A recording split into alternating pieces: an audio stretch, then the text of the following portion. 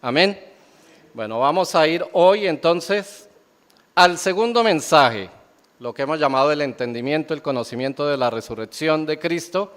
Y como decíamos, sin resurrección de Jesús no existiría el cristianismo. Sencillo. Si no hubiera resurrección, no existiría cristianismo. Así que la resurrección de Jesucristo fue un hecho planificado por Dios para que sucediera en esta tierra, para que tuviera un impacto profundo en la humanidad y sus consecuencias fueran de carácter eterno.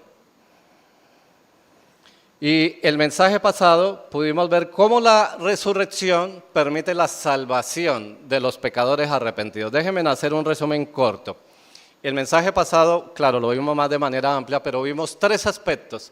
Cómo el hombre quiere acercarse a Dios, pero hay una barrera que se lo impide, que está dividida en tres partes. Eso es la santidad de Dios, el pecado del hombre y la muerte espiritual del hombre. Sin eso, con esa barrera, el hombre no se puede acercar a Dios. No hay nada en absoluto que pueda hacer el hombre pecador, porque esa barrera solo la puede quitar Dios. Pero Dios, que nos amó con su gran amor, Él ha dado la provisión para quitar cada uno de esos obstáculos. Para la santidad de Dios, para esa barrera, entonces, ¿qué hizo en Jesús? Bueno, lo colocó como la propiciación. Jesús satisfizo la santidad de Dios con su ministerio, su muerte y su resurrección. Para el pecado del hombre, la paga del pecado, ¿qué es? La muerte. Jesús, ¿qué proveyó en la cruz del Calvario con su muerte? La redención. ¿Qué es redención? Rescatar a alguien, pagar un precio alto por la compra. Así que el Señor dio redención a través de Jesús. Y para la muerte espiritual, lo que proveyó el Señor en Cristo Jesús fue su muerte vicaria, o sea, en lugar de. Así que el hombre está aquí buscando a Dios y lo busca de diferentes maneras, pero el único camino es a través de ¿qué? De la muerte y resurrección de Jesús. Dios quiere, como decía el pastor Raúl, algunos dicen que lo tiene por tardanza, pero lo que quiere el Señor es que muchas personas más se arrepientan. El Señor quiere que cada hombre pecador se reconcilie con Él y Dios Todopoderoso desde su corazón dice, aquí está provista la reconciliación para ustedes. Y estas tres cosas que hemos visto, esa barrera que ha quitado el Señor, ¿cómo se llama? Reconciliación, la voluntad de Dios de que el hombre sea reconciliado. Por eso a la iglesia se le dio ese ministerio de ¿qué? De la reconciliación. Se nos ha llamado a que roguemos al hombre pecador, reconcíliate con Dios. Es necesario que te reconcilies, dice Pablo, como si estuviéramos, ¿cómo? Rogando. Y rogar no es sencillamente hacer una clase académica. Rogar es exponer la verdad del Evangelio y que el pecador pueda entender las consecuencias. Y el tercer punto que vimos es que aquel que asume esa reconciliación con Dios, aquel que se reconcilia con Dios, pues es beneficiado de las bendiciones de Dios. ¿Cómo? Bueno, lo primero es que Dios lo toma y ahora lo identifica con Jesús. Hay un versículo en la Biblia que dice que ahora somos coherederos juntamente con Cristo. Si Cristo es el Hijo de Dios, Él es el heredero y tiene derecho a muchas cosas.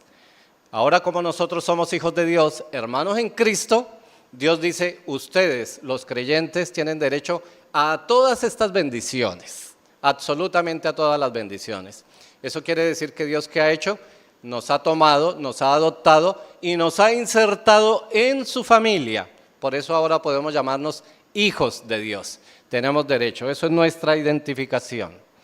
Lo otro que nos ha dado es nuestra justificación. La palabra justificación viene de justicia.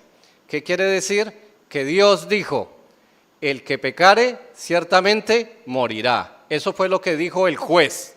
Y el juez, Dios Todopoderoso, no va a cambiar de opinión. Por ninguna cosa. Era necesario que se cumpliera la justicia de Dios. ¿Cómo se cumplió? Bueno, que el justo muriera por los injustos. Si alguien tiene un hijo y le dice a Dios y está condenado y dice, bueno, yo voy a traer a otra persona para que muera por mi hijo. y Dios va a contestar con una pequeña sonrisa y va a decir, no vale la pena porque tú también estás condenado. Después de que muera tu hijo, también vas a morir tú. No hay nadie que lo reemplace, porque todos están condenados. Dice la palabra en Romanos 3:10 en adelante, que no hay justo ni aún uno, no hay quien haga lo bueno, no hay quien busque a Dios. Toda nuestra salvación proviene de Dios y su iniciativa. Así que por eso somos justificados. Somos libres, ¿por qué? Porque Cristo murió en la cruz. La justicia, la paga del pecado es muerte, fue cumplida en la cruz del Calvario por Jesús. ¿Y qué obtenemos nosotros? Obtenemos perdón. Estábamos condenados, pero Dios en su gracia y su misericordia, ¿qué hace? Nos perdona por nuestros pecados y nos da un regalo de gracia, con lo cual traemos ¿qué? Libertad. Somos libres de la condenación del pecado de Satanás y vamos a ser libres en su momento de esta carne pecaminosa. Eso es lo que en la Biblia se llama regeneración. Primero somos reconciliados con Dios y Dios inmediatamente ¿qué? Nos regenera, nos hace nuevas criaturas. De modo que si alguno está en Cristo, nueva criatura es. Las cosas viejas pasaron. Y aquí todas son hechas nuevas en Cristo. Dios nos hace nuevas criaturas y por eso la Biblia ahora nos llama santos. Ahora, no es que seamos santos, pero dice la Biblia que Dios nos ve como santos. Y cuando esto corruptible, hoy vamos a hablar de eso, cuando esto corruptible se vuelva incorruptible, vamos a experimentar la plenitud entonces de lo que es la santidad en Cristo Jesús. Amén. Así que, como podemos darnos cuenta, la resurrección es la columna vertebral del cristianismo. Sin resurrección estamos muertos y hay consecuencias si la resurrección no existiera. Como eso es así y la gente ha pensado sobre eso, el apóstol Pablo, inspirado por el Espíritu Santo, las escribió. Así que vamos a ir a 1 Corintios 15, 12, 19. El equipo técnico nos va a ayudar con algunos versículos aquí en la pantalla, porque hoy, como les decía el domingo pasado, más allá de que usted escuche el mensaje, véalo como un seminario, véalo como un taller, véalo como aprendizaje, pero lo que quiero hoy, mi deseo, es que usted pueda estar concentrado para que haya entendimiento pleno de la resurrección de Jesús. Así que si usted no es muy diestro en la Biblia, no se preocupe, usted puede coger y anotar los versículos, si no, léalos en la pantalla. Voy a ir así porque hoy tenemos como 40 versículos, porque mi idea es que haya entendimiento pleno de la resurrección. Que usted pueda decir, ahora entiendo esto plenamente. Que cuando usted sea indagado por su fe y por la resurrección de Jesús, usted pueda tener respuesta. 1 Corintios 15, del 12 al 19.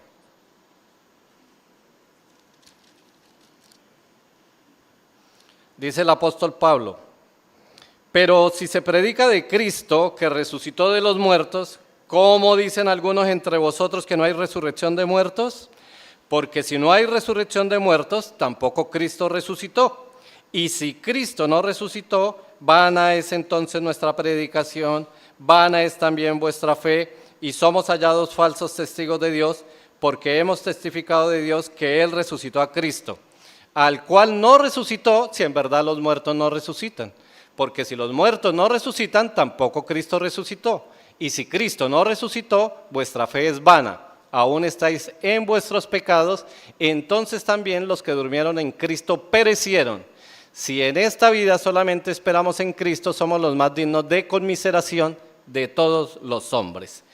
Y en resumen, lo que está diciendo Pablo es que las consecuencias de no creer en la resurrección, lo primero es, Cristo no resucitó. Lo segundo, entonces la predicación apostólica hacia las personas del siglo I fue completamente vana. Entonces, la fe en Cristo, ¿qué es? Vana. Lo siguiente, los muertos en Cristo entonces no resucitarán, porque si Cristo no resucitó, la resucitación no existe y entonces los que murieron en Cristo no van a resucitar. Los creyentes entonces murieron en sus delitos y pecados. No tuvimos entonces el perdón de Dios. No hay esperanza de vida eterna. Cuando muramos, entonces la película se acabó completamente.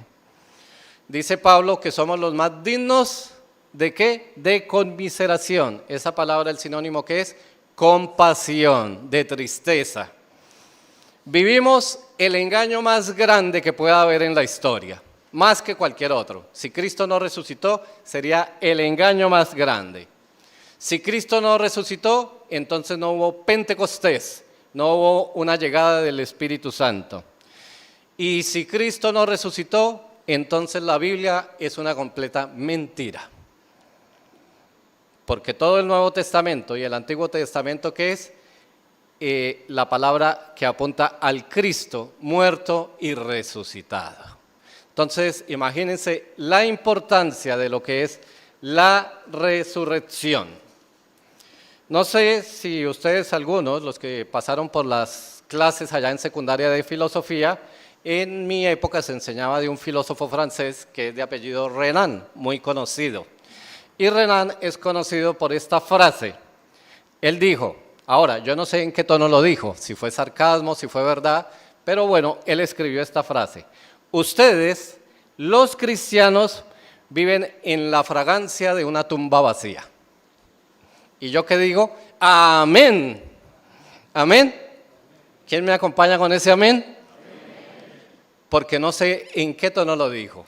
A lo mejor fue sarcasmo, porque él era un filósofo, ¿no? Pero él dijo, vivimos en la fragancia de una tumba vacía. Gracias a Dios por esa fragancia de la tumba vacía, porque en eso es el fundamento de nuestra fe. Ninguna otra religión de las conocidas está fundamentada en la resurrección de su fundador. ¿Dónde está Mahoma? El hombre está frito, está muerto, pueden ir allí. La única religión donde su fundador resucitó, ¿quién es? Cristo. ¿Qué quiere decir?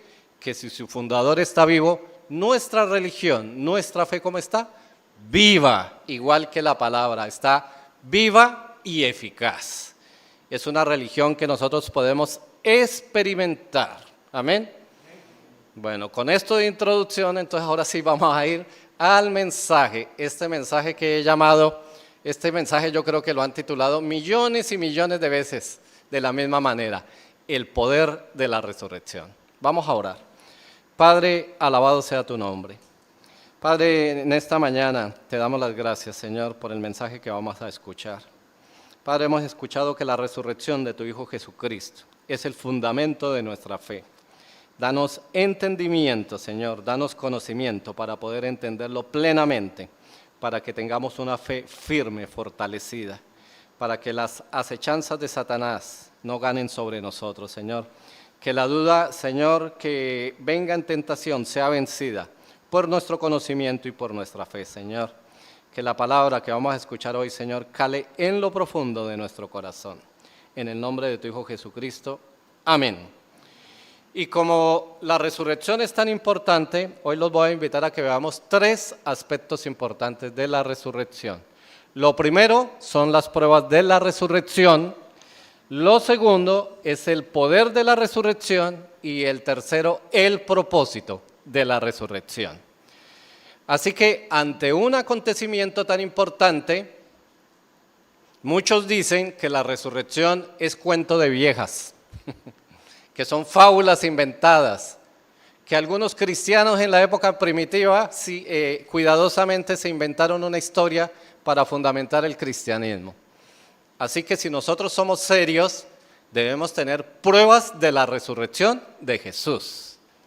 O sea, tenemos que entender que nuestra fe es una fe viva y que está comprobada, que no es cuento de viejas, que no son fábulas, ¿cierto? A veces nos hablan así, a nosotros nos da como temor.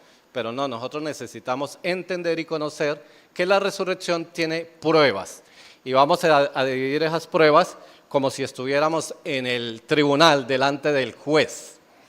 Quiero decirles que un grupo de magistrados, entre ellos un magistrado de la Corte Suprema de Estados Unidos, conocido por su especialidad en el ámbito jurídico de las pruebas. Él examinó la Biblia, le presentaron el caso, ¿Cristo resucitó o no? Examine el expediente. Y él, aplicando todo el conocimiento técnico como derecho, especialista en pruebas, dijo, las pruebas testimoniales que yo he leído son ciertas.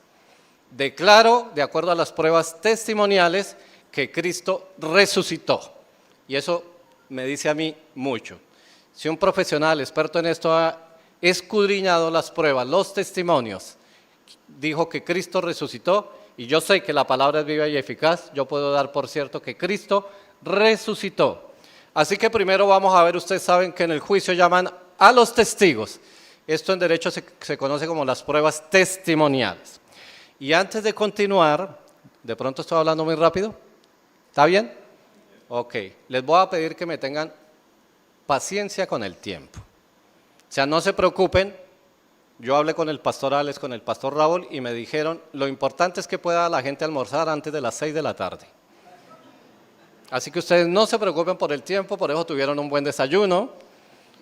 Tranquilos, ustedes tranquilos, pero aunque suene jocoso, de verdad, lo que vamos a escuchar hoy es tan importante que usted no le ponga cuidado al reloj, al celular, no le ponga cuidado al tiempo, porque es importante que esto sea supremamente entendido. Si nosotros no entendemos la resurrección de Jesús, lo demás es vano. Lo demás es vano, no tenemos una fe firme ni fortalecida. Es que usted no se preocupe por el tiempo. Por eso les digo, no voy a esperar a que ustedes lean la Biblia, sino que vamos a ir porque como son pruebas, necesitamos leerlas todas. Bueno, lo primero, Mateo 28:6. Vamos a escuchar la prueba del ángel. Allí estuvo el ángel. Evangelio según San Mateo, capítulo 28, versículo 6. El ángel le dice a las mujeres, no está aquí, refiriéndose a Jesús, pues ha resucitado como dijo, venid, ve el lugar donde fue puesto el Señor. ¿Qué quiere decir eso? Que Él les mostró que la tumba estaba vacía. El primer testimonio que tenemos, ¿cuál es? El del ángel.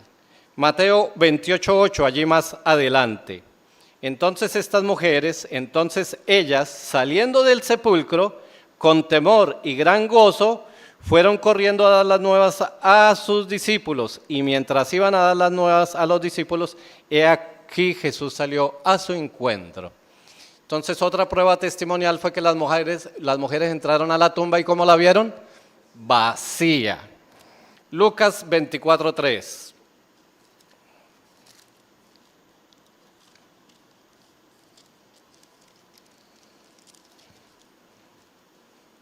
Y dice que estas mujeres entrando no hallaron el cuerpo del Señor Jesús. Juan capítulo 20, versículos 1 y 2. El primer día de la semana, María Magdalena fue de mañana, siendo aún oscuro, al sepulcro, y vio quitada la piedra del sepulcro. Entonces corrió y fue a Simón Pedro y al otro discípulo, aquel al que amaba Jesús, y les dijo, se han llevado del sepulcro al Señor y no sabemos dónde le han puesto. El ángel entonces ha dicho, el Señor ha resucitado como él dijo, y estas mujeres entraron y vieron la tumba como vacía. Tenemos otros testigos allí más adelante, Juan 20, del 3 al 7. Y saliendo Pedro y el otro discípulo y fueron al sepulcro. Corrían los dos juntos, pero el otro discípulo corrió más aprisa que Pedro y llegó primero al sepulcro. Y bajándose a mirar, vio los lienzos puestos allí, pero no entró. Luego llegó Simón Pedro tras él y entró en el sepulcro y vio los lienzos puestos allí. Y el sudario que había estado sobre la cabeza de Jesús, no puesto con los lienzos, sino enrollado en un lugar aparte. Pedro y Juan, ¿cómo encontraron la tumba? Vacía. Tenemos entonces ahora más testigos de la resurrección de Jesús.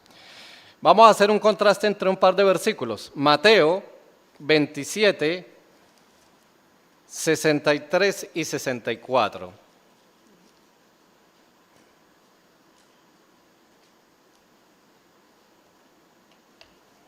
Voy a leer desde el 62. Al día siguiente, que es después de la preparación, se reunieron los principales sacerdotes y los fariseos ante Pilato, diciendo: Señor, nos acordamos que aquel engañador, refiriéndose a Jesús, dijo, viviendo aún, después de 3 días resucitaré. Manda pues que se asegure el sepulcro hasta el 3er día, no sea que vengan sus discípulos de noche y lo hurten y digan al pueblo: resucitó de entre los muertos y será el postrer error peor que el primero. Ellos tenían miedo de la profecía de Cristo y decidieron que se colocara una guardia romana. ¿Qué tenía de peculiar la guardia romana? Ellos tenían un juramento. Si un preso se escapaba, ¿cómo eran condenados? A muerte. Por eso pidieron la guardia romana. Pero vamos a ir entonces a Mateo 28, del 13 al 15.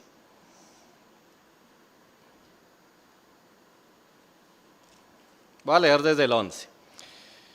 Mientras ellas iban, he aquí unos de la guardia fueron a la ciudad y dieron aviso a los principales sacerdotes de todas las cosas que habían acontecido. Y reunidos con los ancianos y habido consejo, dieron mucho dinero a los soldados, diciendo: decid vosotros, sus discípulos vinieron de noche y lo hurtaron estando nosotros dormidos. Y si esto lo oyere el gobernador, nosotros le persuadiremos y os pondremos a salvo. Y ellos, tomando el dinero, hicieron como se les había instruido. Este dicho se ha divulgado entre los judíos hasta el día de hoy. Otra prueba testimonial que tenemos entonces, ¿cuál fue? El soborno a los soldados. Era imposible que los soldados hubieran salido libres. ¿Qué tocaba hacer? Sobornarlos con mucho dinero. Ellos mismos fueron los de la idea. Coloquemos la guardia, pero cuando la guardia les informó, ¿qué les tocó hacer? Sobornar la guardia. Juan 20, 19 y 20.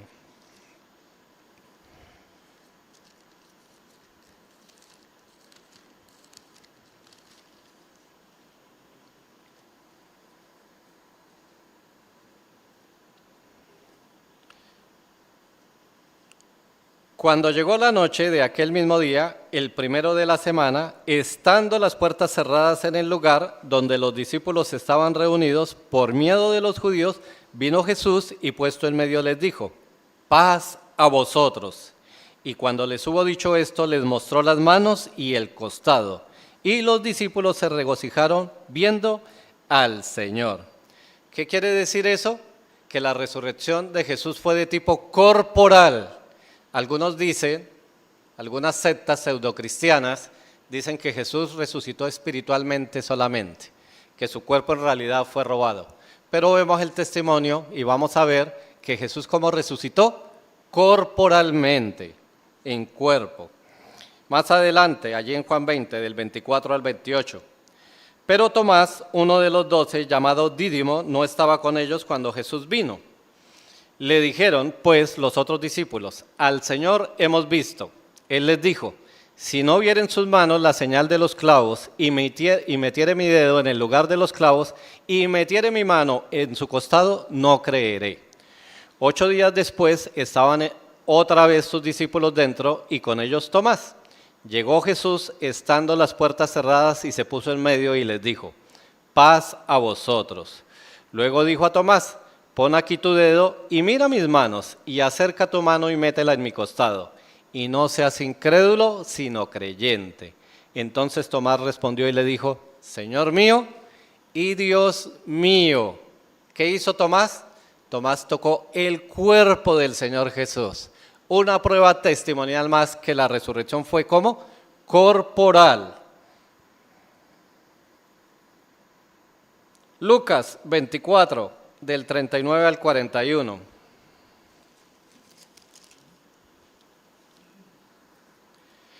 Dice el Señor Jesús cuando apareció en medio de ellos: mirad mis manos y mis pies, que yo mismo soy. Palpad y ved, porque un espíritu no tiene carne ni huesos, como veis que yo tengo. Y diciendo esto les mostró las manos y los pies. Y como todavía ellos de gozo no lo creían y estaban maravillados, les dijo: ¿tenéis algo de comer?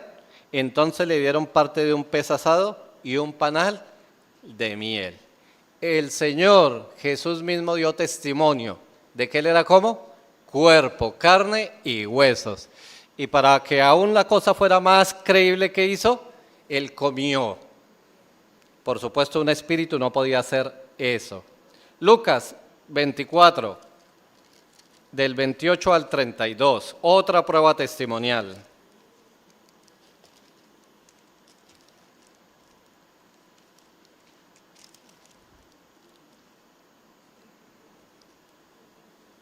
Hay dos discípulos que van a un sitio llamado Emaús y están conmovidos por lo que ha sucedido en Jerusalén.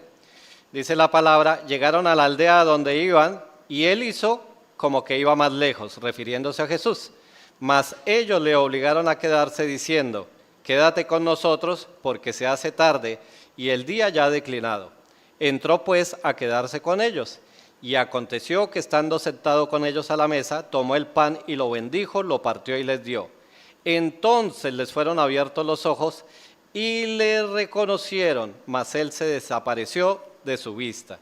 Y se decían el uno al otro, ¿no ardía nuestro corazón en nosotros mientras nos hablaba en el camino y cuando nos abría las Escrituras? Allí tenemos otros dos testigos conocidos, los discípulos que iban camino a Emaús. Primera de Corintios, capítulo 15, versículo 6.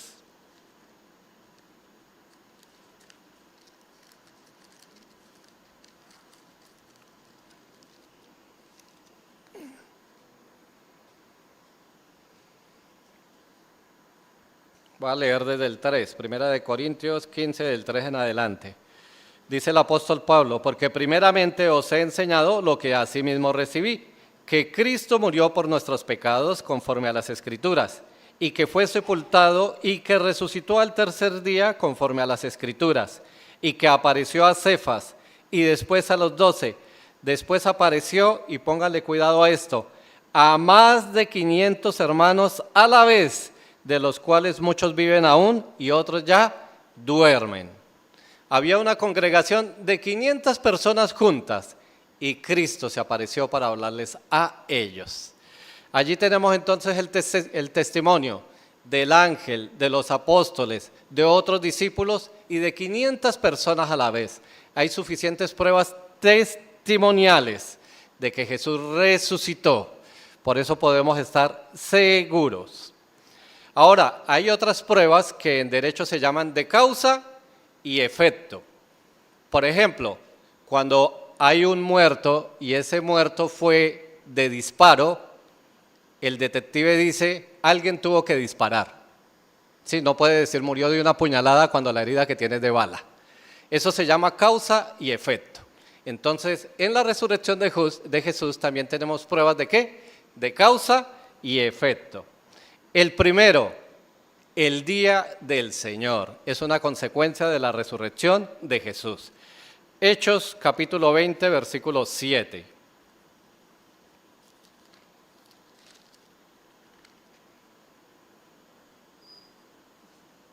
Dice, el primer día de la semana, reunidos los discípulos para partir el pan, Pablo les enseñaba habiendo de salir al día siguiente y alargó el discurso hasta la medianoche. Después de la resurrección de Jesús, el primer día de la semana, el domingo, se tomó por costumbre, fue un efecto de la resurrección de Jesús, que la iglesia se reúna los domingos. Eso fue causa de la resurrección. ¿Cuál fue la consecuencia? Que ahora nos reunimos los domingos. Los domingos no es un reemplazo del día de reposo de los judíos del sábado, es una consecuencia de la resurrección de Jesús. Primera de Juan, capítulo 1, versículos 1 y 2.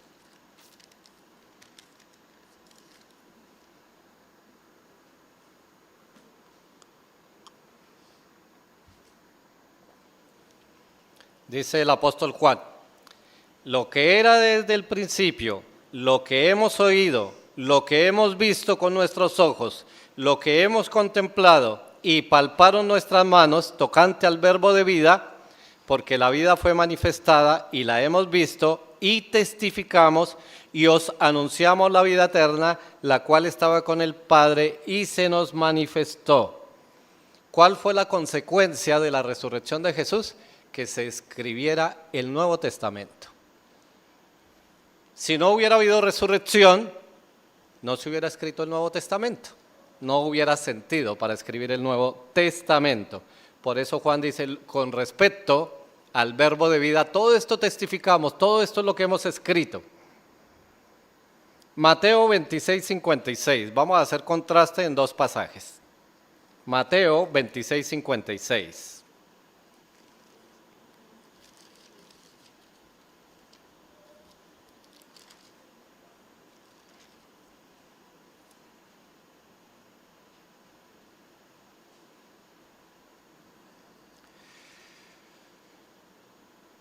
Voy a leer el 55. En aquella hora dijo Jesús a la gente, como contra un ladrón habéis salido con espadas y con palos para prenderme. Cada día me sentaba con vosotros enseñando en el templo y no me prendisteis. Mas todo esto sucede para que se cumplan las escrituras de los profetas. Entonces todos los discípulos dejándole, huyeron. ¿Qué pasó? Se atemorizaron y huyeron definitivamente todos. Hechos 4, versículos 2 y 13.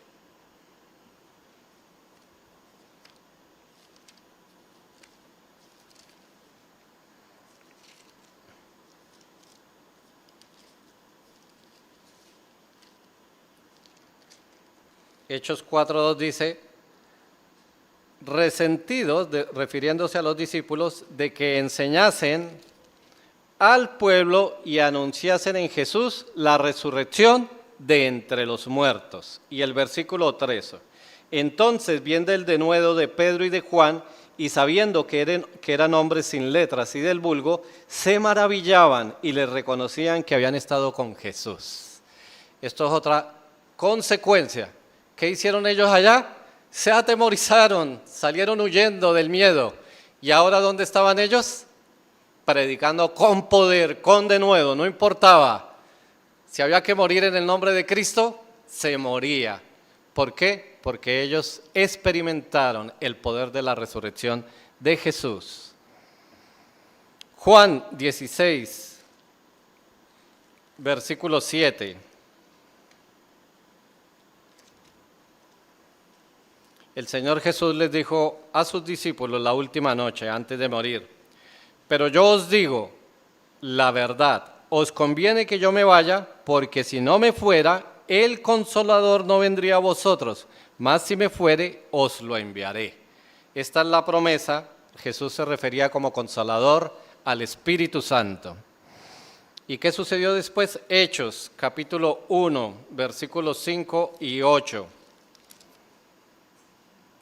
Dice, porque Juan ciertamente bautizó con agua, mas vosotros seréis bautizados con el Espíritu Santo dentro de no muchos días. Y dice el versículo 8, pero recibiréis poder cuando haya venido sobre vosotros el Espíritu Santo, y me seréis testigos en Jerusalén, en toda Judea, en Samaria y hasta lo último de la tierra. Jesús prometió la venida del Espíritu Santo. Y luego que Jesús ascendió al cielo, ¿qué sucedió? Lo que conocemos nosotros como el Pentecostés. Entonces, otra prueba de efecto que fue, de causa y efecto, el Pentecostés. Vino la promesa del Espíritu Santo sobre todos los discípulos. Y otra prueba de causa y efecto, ¿quiénes somos?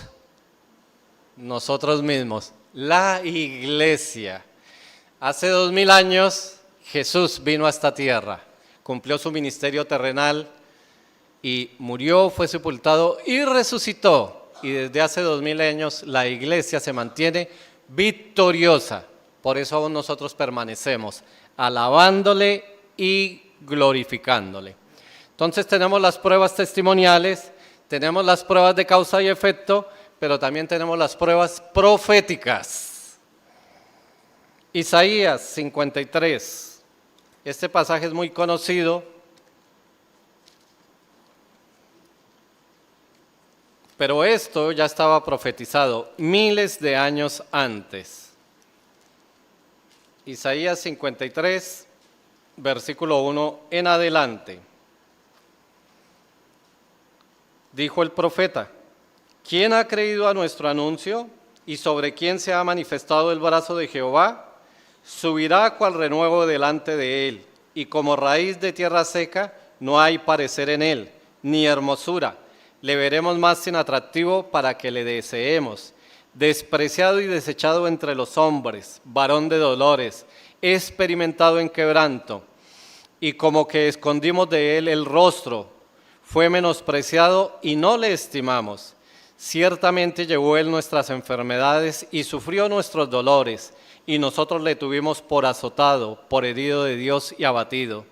Mas él herido fue por nuestras rebeliones, molido por nuestros pecados. El castigo de nuestra paz fue sobre él, y por su llaga fuimos nosotros curados. Todos nosotros nos descarriamos como ovejas, cada cual se apartó por su camino, mas Jehová cargó en él el pecado de todos nosotros. Angustiado él y afligido, no abrió su boca. Como cordero fue llevado al matadero, y como oveja delante de sus trasquiladores, enmudeció y no abrió su boca. Por cárcel y por juicio fue quitado, y su generación, ¿quién la contará? Porque fue cortado de la tierra de los vivientes, y por la rebelión de mi pueblo fue herido. Y se dispuso con los impíos su sepultura, mas con los ricos fue en su muerte, aunque nunca hizo maldad, ni hubo engaño en su boca. Con todo eso, Jehová quiso quebrantarlo, sujetándole a padecimiento. Cuando haya puesto su vida en expiación por el pecado, verá linaje, vivirá por largos días, y la voluntad de Jehová será en su mano prosperada. Verá el fruto de la aflicción de su alma, y quedará satisfecho. Por su conocimiento justificará a mi siervo, justo a muchos, y llevará las iniquidades de ellos. ¡Wow! Esto sucedió miles de años antes de la resurrección de Jesús, y el profeta Isaías, inspirado por el Espíritu Santo, una revelación de Dios, colocó esta profecía. A los que hemos estudiado la Biblia, más de 300 profecías se cumplieron durante el ministerio del Señor Jesús, y estas son precisas. Todo lo que describió Isaías sucedió literalmente al pie de la letra, cada una de las cosas. Salmo, un salmo mesiánico, Salmo 16, versículo 10. Hay muchos salmos mesiánicos, el 22 también. Salmo 16, versículo 10. El rey David, inspirado por el Espíritu Santo, dice: porque no dejarás mi alma en el Seol, ni permitirás que tu santo vea corrupción. David, ¿de quién estaba hablando? Del Señor Jesús. Estaba hablando de su resurrección. No permitirás que tu santo vea ¿qué? Corrupción. No se iba a quedar en la tumba para siempre. Mateo 20, 17 al 19.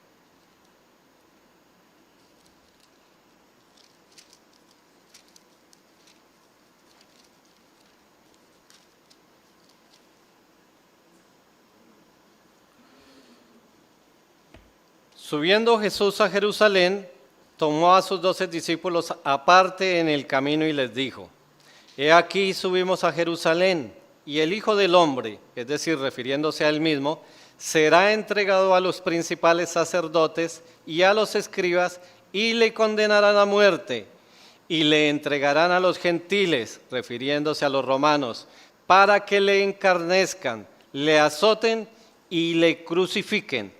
Mas al tercer día resucitará. Y esta profecía, si la leemos muy rápido, no tomamos atención de lo siguiente. La crucifixión era exclusiva del pueblo romano, solo ellos tenían poder para hacerlo. En ese momento Jesús no podía tener control sobre eso, pero él sabía de qué muerte iba a morir, de la muerte más dolorosa que podía infligir la justicia romana. Así que es importante que él mismo hubiera dicho de qué muerte iba a morir. Y también tenemos entonces, por último, las pruebas extrabíblicas. Porque alguien dirá: bueno, todo lo que usted está leyendo proviene de la Biblia. Pero también hay pruebas extrabíblicas. Ahora, no las podemos enunciar todas. Se las resumo de la siguiente manera. Muchos autores no cristianos, o sea, paganos, y judíos en la época primitiva escribieron, no que ellos vieron la resurrección, ellos escribieron el testimonio de lo que estaba sucediendo en Jerusalén, ¿Y qué estaba sucediendo en Jerusalén según ellos? Una locura a causa de un hombre que se decía rey de los judíos, que había venido a traer salvación al pueblo judío y a la humanidad y había resucitado. Y estos autores estaban sorprendidos porque escribían: muchos de sus discípulos entregan sus vidas a causa de la resurrección de este hombre que dice llamarse Jesús. Entonces hay pruebas extrabíblicas. Estos hombres sencillamente eran historiadores que estaban registrando los hechos de lo que estaban haciendo discípulos. Y por supuesto, nadie iba a morir y a entregar su vida y la de su familia por una mentira, sino que ellos estaban convencidos plenamente de su fe, que estaba basado ¿en qué? En la resurrección de Jesús. El apóstol Pablo dijo que daba por perdido todo conocimiento. El apóstol Pablo era un erudito en el Antiguo Testamento, educado a los pies del profesor, del maestro más importante de ese momento, Gamaliel. Él iba directo, algunos dicen que ya pertenecía al Sanedrín, otros dicen que iba camino al Sanedrín, a los 72 judíos más importantes de la época. Pero este hombre, lleno de sabiduría, de conocimiento del Antiguo Testamento, él expresó lo siguiente: Filipenses capítulo 3, versículo 10.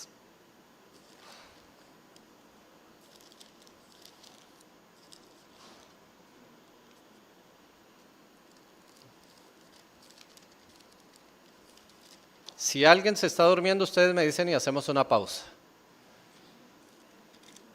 Filipenses 3, 10. Dice el apóstol Pablo. Voy a leer desde el 8. Y ciertamente aún estimo todas las cosas como pérdida por la excelencia del conocimiento de Cristo Jesús, mi Señor, por amor del cual lo he perdido todo y lo tengo por basura. En realidad la palabra traducida del griego es estiércol, para ganar a Cristo y ser hallado en Él, no teniendo mi propia justicia, que es por la ley, sino la que es por la fe de Cristo, la justicia que es de Dios por la fe, con un propósito principal, a fin de conocerle y el poder de su resurrección y la participación de sus padecimientos, llegando a ser semejante a Él en su muerte. Pablo dice que él deja absolutamente su vida, deja su conocimiento, su posición, su economía, con un solo propósito: conocer el poder de la resurrección de Jesús. ¿A qué está llamada la iglesia y cada uno de nosotros? A exactamente lo mismo, a dejarlo absolutamente todo por Cristo y a conocer el poder de su resurrección. Ya vimos las pruebas de su resurrección. Ahora, ¿de qué vamos a hablar? Del poder de la resurrección de Jesús. Romanos capítulo 1, versículo 4.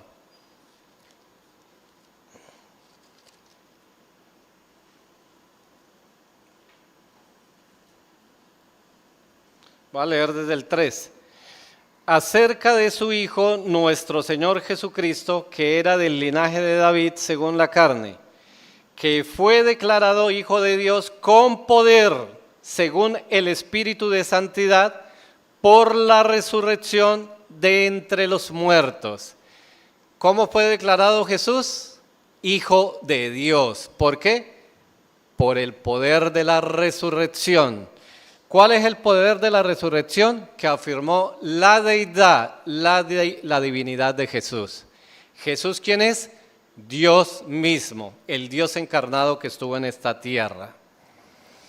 También el poder de la resurrección demostró que Cristo está sobre las leyes naturales.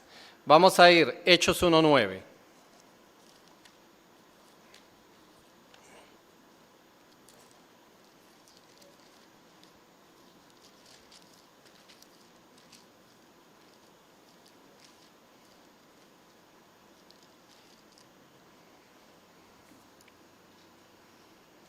Hechos 1:9. Y habiendo dicho estas cosas, viéndolo ellos, fue alzado y le recibió una nube que le ocultó de sus ojos. Es interesante esto, ¿no? Pero ¿qué fue lo que sucedió con Jesús? venció la fuerza de la gravedad. Ahora, es interesante, aquí los que saben de física, los físicos solo definen 4 fuerzas. Una de ellas es la fuerza gravitacional, la otra es la electromagnética y la otra es lo que ellos conocen como la fuerza débil y la fuerza de poder, que tiene que ver con los átomos. Pero la fuerza gravitacional, ¿por quién fue vencida? Por Cristo Jesús. Fue alzado a los cielos, eso no pudiera suceder. Nosotros si acaso saltamos 20 centímetros algunos, pero creo que el salto olímpico de altura está como en 2 con algo, 2,10, algo así. De ahí para allá, imposible. Pero Jesús venció la fuerza de la gravedad. Filipenses capítulo 3, versículo 21. Eso es por el poder de la resurrección. Filipenses 3, 21.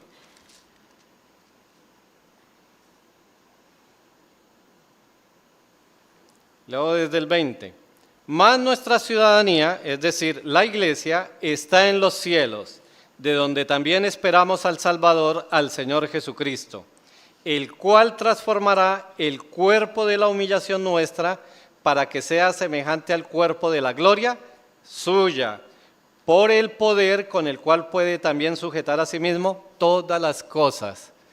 ¿Qué venció también el Señor Jesús? Venció la descomposición. Él no se quedó allí en la tumba y nosotros, algún día, ¿qué vamos a hacer? Resucitados. Ustedes saben que los cuerpos, una vez que están depositados en la tumba, empieza su descomposición natural. ¿Pero qué va a hacer Jesús? Los va a resucitar y nos va a dar un nuevo cuerpo. Así que el poder de la resurrección es tal que ha vencido la fuerza de la gravedad y la ley de la descomposición. Eso solo lo puede hacer Dios, ese es su poder. Hechos capítulo 2, versículo 24.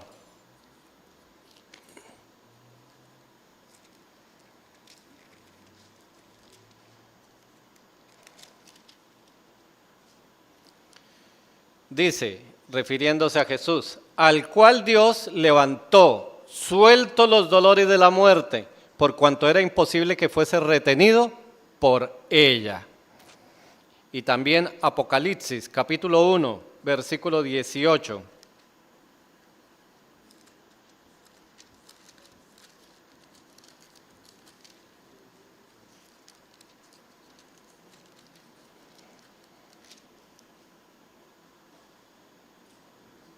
Apocalipsis 1, 18. Dice el Señor Jesús, y el que vivo y estuve muerto, mas he aquí que vivo por los siglos de los siglos, amén. Y tengo las llaves de la muerte y del Hades. ¿Qué se estableció con el poder de la resurrección? La victoria sobre la muerte. Eso es el poder de la resurrección. Ya la muerte no se enseñoreará, ni el pecado se va a enseñorear de nosotros. Primera de Juan, capítulo 3, versículo 8.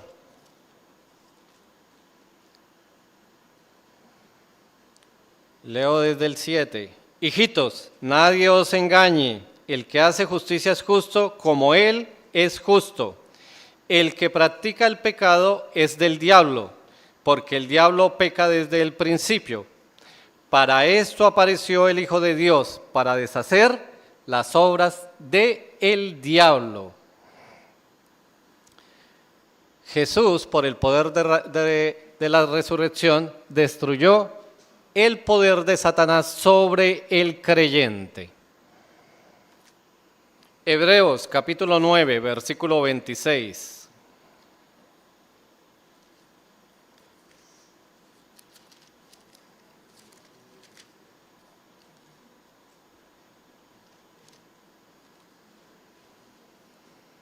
Hablando el autor de Hebreos. De otra manera, le hubiera sido necesario padecer muchas veces desde el principio del mundo, pero ahora en la consumación de los siglos se presentó una vez para siempre por el sacrificio de sí mismo para quitar de en medio el pecado. El poder de la resurrección a través de la muerte y resurrección de Jesús, ¿qué vino? Bueno, aseguró el poder de Cristo para perdonar los pecados de la humanidad. Él venció sobre el pecado. Evangelio según San Mateo, capítulo 28, versículos 18 y 19.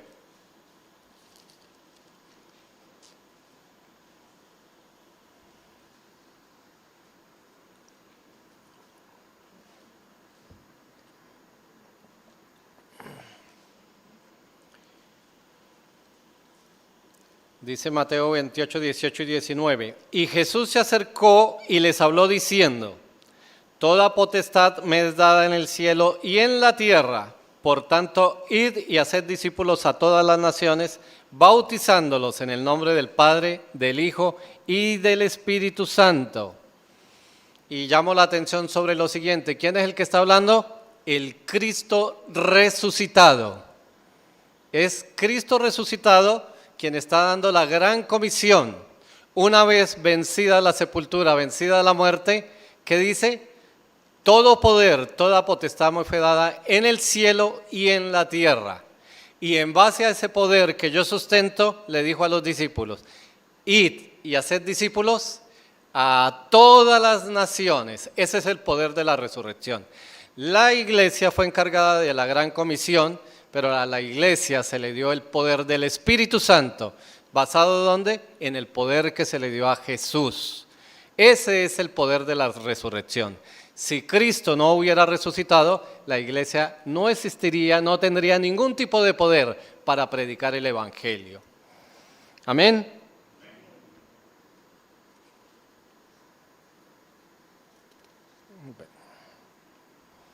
Entonces, ya hemos visto las pruebas, ya hemos visto el poder.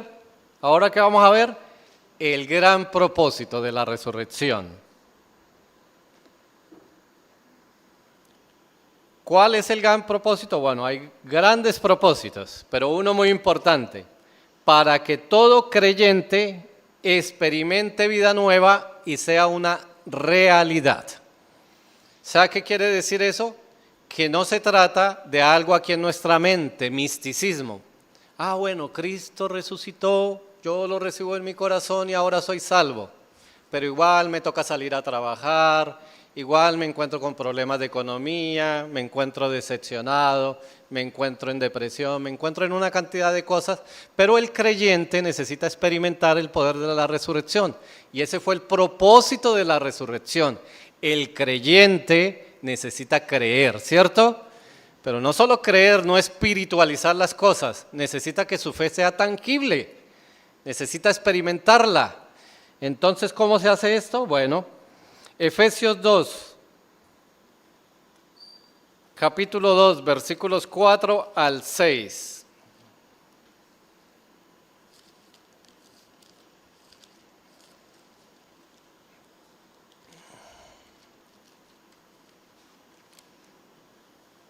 Dice: pero Dios, que es rico en misericordia, por su gran amor con que nos amó, aun estando nosotros muertos en pecados, nos dio vida juntamente con Cristo.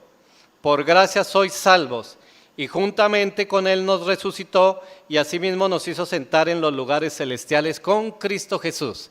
Y es interesante que ustedes noten el tiempo de los verbos. Él dice que ya nos resucitó. Pero ¿cómo así si yo no me he muerto? ¿De qué está hablando Jesús? De una resurrección de tipo espiritual. Por eso dice que ya estamos sentados en los lugares celestiales. Eso se llama posicionalmente, ¿dónde estamos? En el cielo. Para Él es una realidad. ¿Nosotros cómo experimentamos nuestra fe? Porque fuimos resucitados espiritualmente. ¿Cómo estaba nuestro espíritu? Completamente muerto. Por eso decimos, hay que nacer de nuevo. Efesios 1, 19 al 20, allí al lado izquierdo. Dice Pablo: ¿y cuál la supereminente grandeza de su poder para con nosotros los que creemos, según la operación del poder de su fuerza, la cual operó en Cristo, resucitándole de los muertos y sentándole a su diestra en lugares como celestiales? ¿Cómo experimentamos nosotros nuestra fe? Reconociendo y conociendo el poder de Dios. Cada uno de nosotros ha experimentado el poder de Dios de diferentes maneras. Pero ¿dónde nace la fe? En el poder de Dios que resucitó a Jesús. Si ustedes recuerdan las 7 palabras de Jesús en la cruz, 2 son muy importantes. Una, Padre, ¿por qué me has desamparado? Era necesario que Jesús estuviera allí 100% hombre. Recordemos que allí fueron descargados sobre Jesús, hecho hombre, el pecado de todo el mundo. Dice, al que no conoció pecado, ¿lo hizo qué? Pecado en la cruz del Calvario. Era necesario que la ira de Dios fuera descargada sobre su propio Hijo. Pero también Jesús dijo, Padre, en tus manos encomiendo ¿qué? Mi espíritu. Y por el poder de Dios, Cristo fue resucitado de entre los muertos. Y ese mismo poder es el que nos va a resucitar a nosotros de entre los muertos. Gálatas 2:20.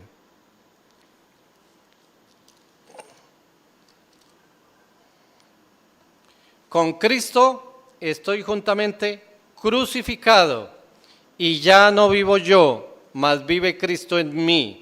Y lo que ahora vivo en la carne, lo vivo en la fe del Hijo de Dios, el cual me amó y se entregó a sí mismo por mí.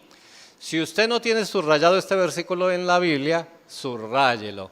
Si usted no se ha memorizado este versículo, memorícelo, porque esto es el versículo que le da estructura a su fe cristiana. ¿De qué se trata? Ya no vivo yo. ¿Quién vive? Cristo es el que vive en mí. Y lo que ahora vivo en la fe, o lo que ahora vivo en la carne, ¿lo vivo cómo? En la fe del Hijo de Dios. ¿Eso qué quiere decir? Que el propósito de la resurrección es que se manifieste Cristo en nuestra vida. No se trata de nosotros, se trata de Cristo viviendo a través de mí. Eso es la llenura del Espíritu Santo, permitirle a Cristo en el poder del Espíritu Santo que viva nuestras vidas. Ahora, otro propósito. Juan capítulo 11, versículo 25.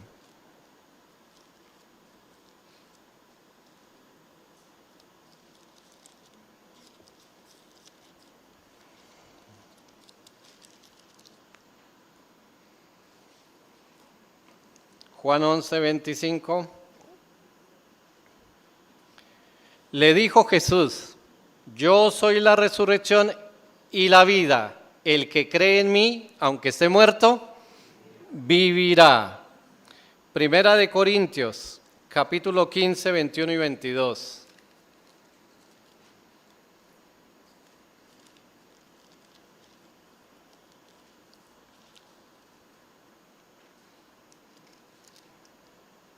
Dice el 21 y el 22. Porque por cuanto la muerte entró por un hombre, también por un hombre la resurrección de los muertos. Porque así como en Adán todos mueren, también en Cristo todos serán ¿qué? Vivificados. Y el versículo 42 y 43. Así es la resurrección de los muertos. Se siembra en corrupción, resucitará en incorrupción. Se siembra en deshonra, resucitará en gloria. Se siembra en debilidad, resucitará ¿cómo? En poder. Dios va a hacer algo maravilloso con nuestros cuerpos. El creyente necesita tener la certeza de su resurrección física, no solo espiritual. Ya fuimos resucitados espiritualmente, pero la esperanza, el vencer el miedo a la muerte, ¿cómo es? Por nuestra resurrección física. Algún día vamos a experimentar lo mismo que experimentó Cristo. En la Biblia se nos habla de 7 resurrecciones, pero todos ellos volvieron a morir. Solo Cristo se mantiene vivo. Y eso fue un cuadro del poder de Cristo para vencer la muerte. Pero la promesa para nosotros es que vamos a resucitar. Nuestro cuerpo, esta carne, va a ser diferente porque va a estar libre del pecado, pero finalmente vamos a tener carne. Vamos a comer, qué rico. No nos vamos a engordar, no habrá tristeza, no habrá llanto por comer cordero, ni marranito, ni nada de eso. Vamos a experimentar la resurrección física y debemos tener la certeza de eso. Romanos capítulo 10, versículo 12.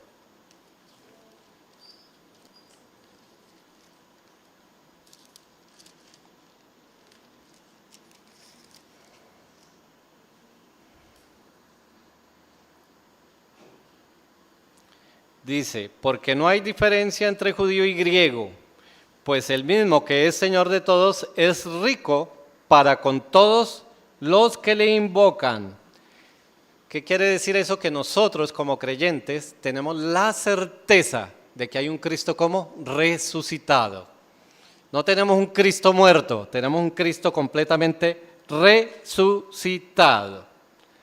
También el propósito de la resurrección lo vimos el culto pasado, el mensaje pasado, para tener la certeza de nuestra salvación. Eso ya lo explicamos suficientemente, hicimos un resumen al inicio, pero nosotros podemos estar seguros de nuestra salvación por medio de la muerte y resurrección de Jesús. ¿Cuál es otro propósito? Este es supremamente importante y nos anima a la gran comisión, para que la humanidad sepa la realidad de la condenación por causa del pecado y que la iglesia llame al hombre a arrepentirse. Ese es el gran poder, el propósito de la resurrección.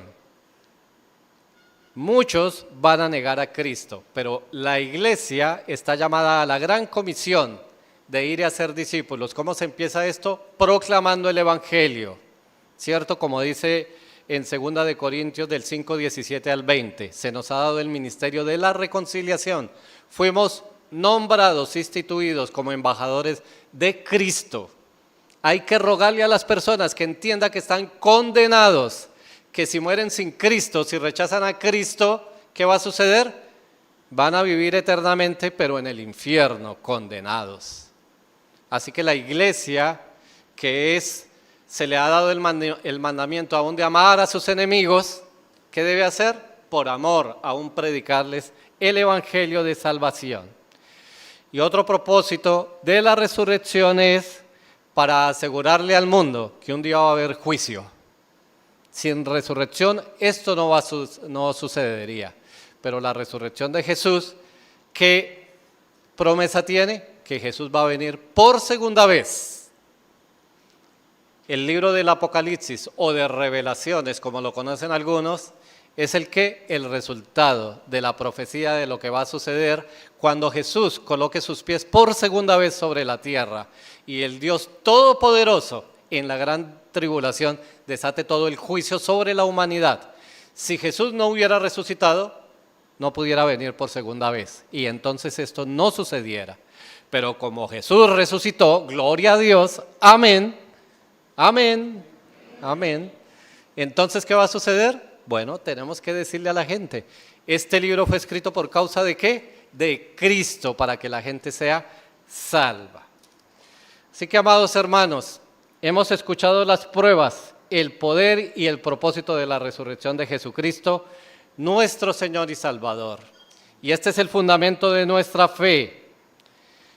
Con este entendimiento, negar la verdad de la resurrección de Jesús, ¿cómo se llama? Necedad. Necedad.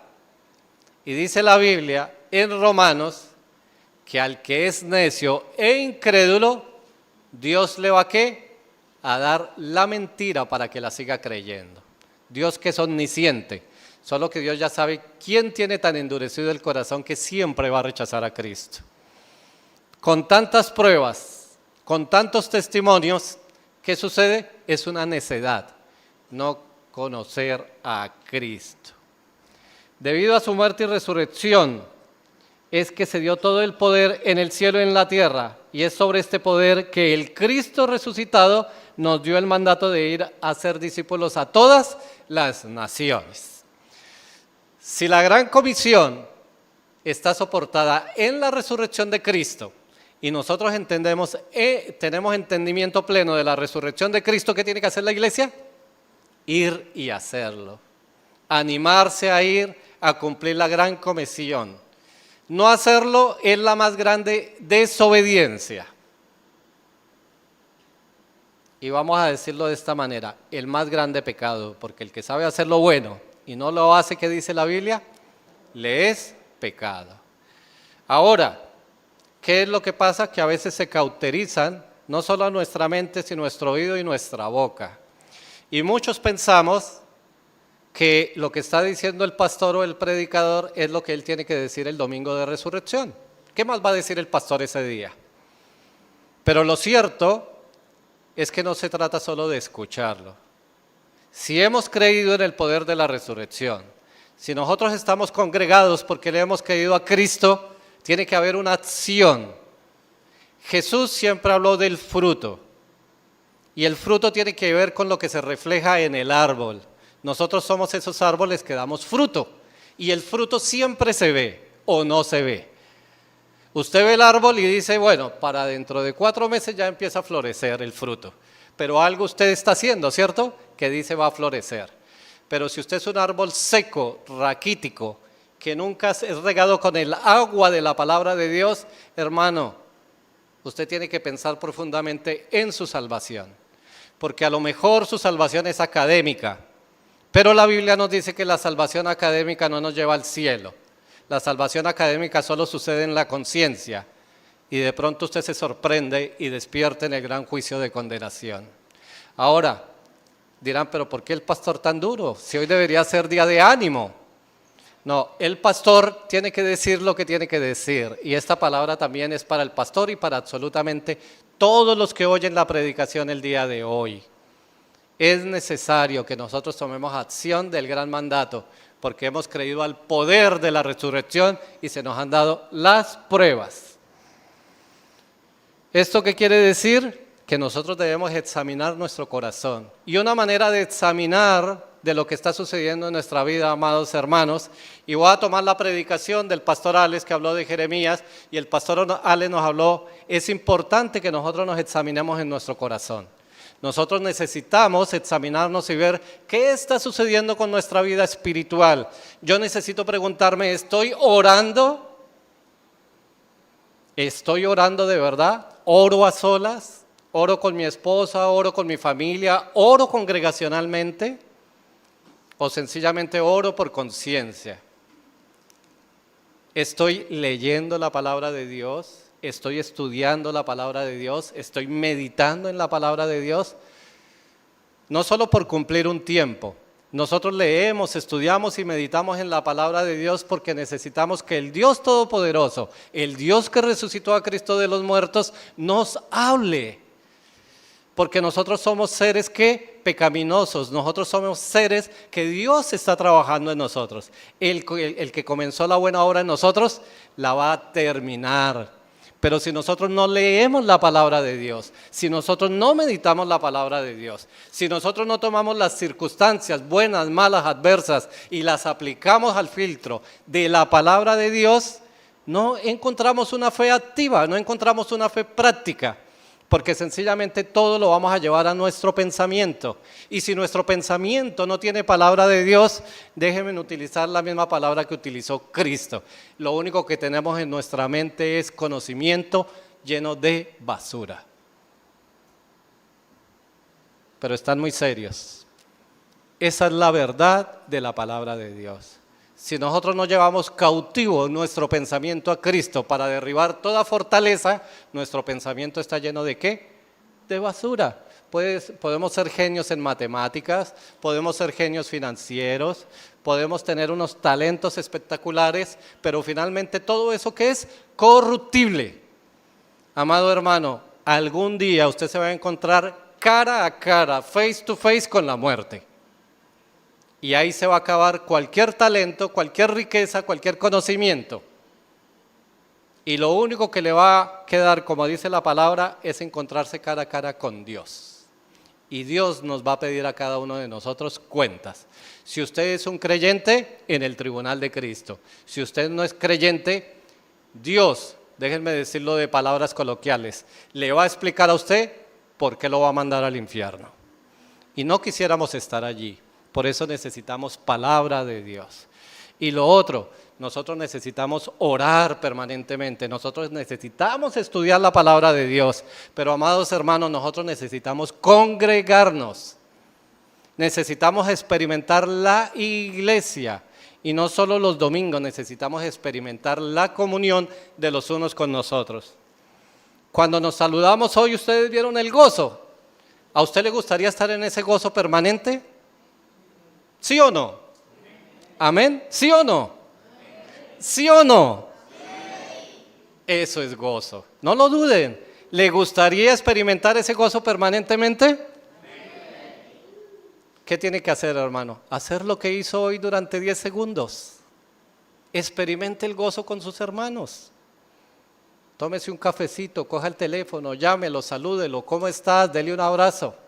Sea una persona sencilla, humilde, no haga acepción de personas. Ese es el gozo de la iglesia. Aquí no se trata de quiénes somos por nuestros títulos, conocimiento o por elocuencia. ¿Quién es el más alto o el más bajo? ¿Quién es el más guapo o el más feo? En Cristo todos somos hermosos. Todos somos débiles, pero todos tenemos para dar algo. Todos fuimos, ¿qué? Dotados de dones y también de talentos. Por eso nos necesitamos los unos a los otros. Amén. Bueno. Dejar a un lado nuestras disciplinas espirituales, conociendo el sufrimiento de la cruz y el motivo de Jesús para morir allí, es no valorar como se debe la sangre derramada de Jesús.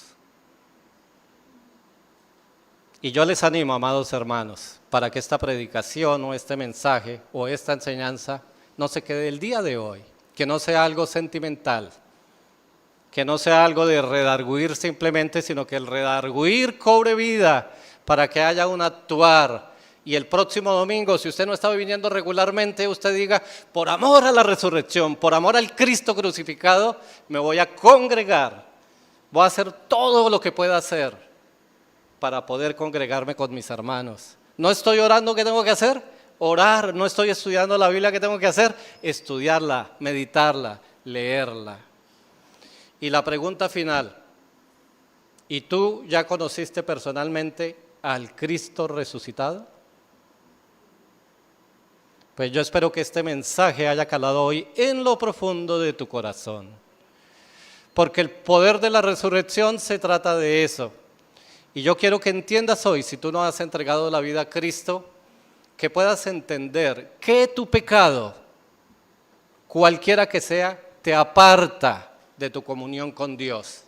Que el pecado es una barrera que te impide acercarte a Dios. La Biblia dice, mas Dios no oye a los pecadores. Y esa es una noticia triste, porque a veces pensamos que tenemos comunión con Dios. Pero Jesús dijo, yo soy el camino, la verdad y la vida, y nadie viene al Padre si no es por mí. Si nosotros no entendemos lo que sucedió en la cruz del Calvario respecto a mí, no puedo tener comunión con Dios. Y amado, si tú no has entregado tu vida a Cristo, no vas a poder tener comunión con el Padre Celestial. Lo que ha sucedido es que el pecado te tiene alejado, pero el Señor tendió un camino, tendió un puente en ese abismo. Ese puente se llama Jesús. Jesús murió hace más de 2000 años en la cruz del Calvario. Él fue crucificado, dice la palabra como leímos en Isaías, su cuerpo fue molido, fue destrozado por causa de mi pecado. Su sangre fue derramada hasta la última gota para que se cumpliera la justicia de Dios, porque la paga del pecado es muerte. Si tú eres un pecador, tú estás condenado a muerte. Pero Cristo, el justo, Él sin pecado, murió por ti, por el que estaba lleno de pecado. Él ha cogido tu pecado, lo ha tomado sobre el hombro y ha muerto por ti para liberarte, para que Dios te perdone y tú puedas entablar una comunión con Cristo. Pero tú debes entender que lo primero que debes hacer es arrepentirte, porque tu pecado no solo ofende a las personas que tienes al lado, tu pecado no solo ofende a tu familia, a tus amigos, a las personas que tú amas, a tus conocidos. Tu pecado principalmente ofende a Dios y es lo que te impide tener una relación con Él. Pero si tú ves hacia la cruz, esa es la provisión que ha entregado Dios. Dios quiere que tú te reconcilies con Él a través de Cristo. Y hay un versículo en Apocalipsis donde Jesús hace una invitación. Yo voy a leer este versículo y es una invitación de Cristo para ti. Está en Apocalipsis 3, versículo 20. Dice el Señor Jesús para ti, puedes colocarle el nombre a esta invitación. He aquí, yo estoy a la puerta y llamo. Si alguno oye mi voz y abre la puerta, entraré a él y cenaré con él y él conmigo. Y lo que está haciendo Jesús es que Él está afuera y la iglesia puede orar. Jesús está afuera de tu vida. Jesús siempre ha estado a tu lado y Jesús está llamando a tu corazón. Y Jesús dice, estoy llamando a la puerta de tu corazón. Pero si tú oyes mi voz, y amado, yo espero que tú hayas escuchado hoy la voz de Jesús a través de este mensaje, para que tú puedas abrir la puerta de tu corazón. Y dice Jesús, si tú abres la puerta de tu corazón y me dejas entrar, yo voy a tener una comunión contigo. Y esa comunión significa que tú te vas a reconciliar con Dios. Jesús hoy te está invitando a que te reconcilies con Dios por medio del poder de la resurrección. Si Jesús ha tocado tu corazón y tú quieres hoy entregar a tu vida al Jesús resucitado, yo te invito a que puedas hacer una oración. La oración, déjame aclararte que no salva. El único que puede salvar es el Dios Todopoderoso. Pero hacemos una oración para testimonio de tu vida, para que tú puedas declarar con tu boca que eres un pecador, que necesitas a Jesús y que quieres invitar a Jesús a entrar a tu corazón. Puedes orar conmigo allí en la profundidad de tu corazón. Les invito a todos a que cierren sus ojos y vamos a orar. Señor Jesús, hoy Señor reconozco que no he llevado mi vida como tú quieres, que soy un pecador y que he pecado permanentemente y que he ofendido a Dios Padre. Hoy entiendo, Señor Jesús, la obra expiatoria que hiciste en la cruz del Calvario, que subiste voluntariamente para pagar por mi deuda del pecado, para pagar con tu muerte y que yo pudiera vivir. Hoy, Señor, he entendido que tú subiste voluntariamente a cumplir la justicia de Dios por mí, que por tu muerte, que por tu resurrección, tú me has librado de la condenación eterna. Señor Jesús, hoy deseo entregarte mi vida y hoy te invito para recibirte en mi corazón, para decirte, Señor Jesús, que seas mi único y suficiente Salvador personal. Gracias, Señor Jesús, por entrar en mi corazón. Amén y amén. Y déjame decirte que si tú genuinamente has entregado tu vida al Señor y Salvador Jesús, hoy tú has adquirido una posición diferente a la que tenías. Dice la promesa que los que creen en el Señor Jesús les ha sido dado el poder para que desde que creen en Jesús, desde que entregan su vida a Jesús, sean llamados ¿qué? Hijos de Dios. Ahora tú eres ¿qué? Un hijo de Dios. Y si eres hijo de Dios, ¿qué eres? Hermano de Cristo. Y si eres hermano de Cristo, me gozo porque eres hermano mío y hermano de todos los que hemos depositado su fe en Cristo Jesús. Antes de ir a la Santa Cena, déjeme orar. Padre, alabado sea tu nombre, Señor. Gracias te damos, Señor, en esta mañana por este mensaje, Señor, porque tú has hablado hoy a nuestro corazón, Señor. Tú nuevamente has repasado en nuestra mente, en nuestro corazón, cada una de las pruebas, Señor, para poder creer en tu resurrección.